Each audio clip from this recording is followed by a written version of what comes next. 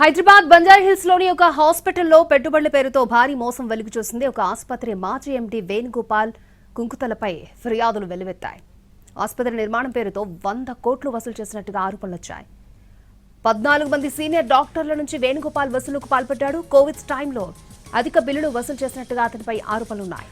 14 మంది డాక్టర్లకు వేణుగోపాల్ 38 కోట్లకు కుర్చీటోపీ పెట్టాడు. మోసపోయామని గ్రహించిన 14 మంది డాక్టర్లు వేణుగోపాల్ పై ఫిర్యాదు చేశారు. దీంతో హైదరాబాద్ సిసిఎస్ లో వేణుగోపాల్ అతని సోదరుడిపై ఫిర్యాదు నమోదైంది.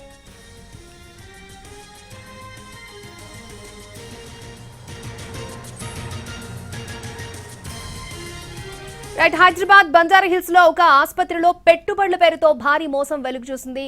పూర్తి డీటెయిల్స్ మా crime input editor Ramesh Vaitla మనకు అందిస్తారు. Ramesh Vaitla,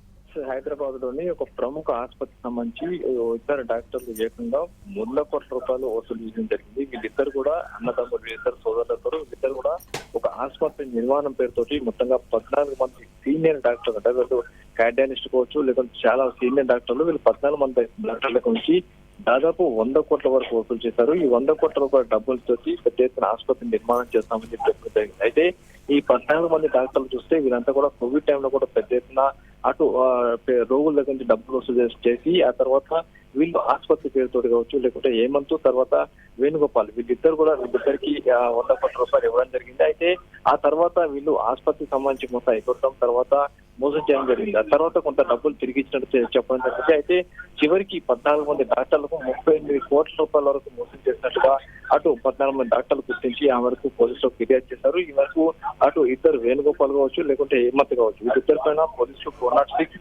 409, 477A, 120B section కింద కేసు నమోదు చేశారు, విచారణ చేస్తున్నారు.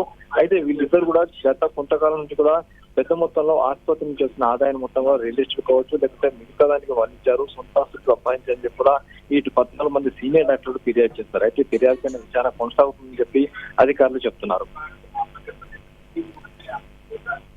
ఓకే రమేష్.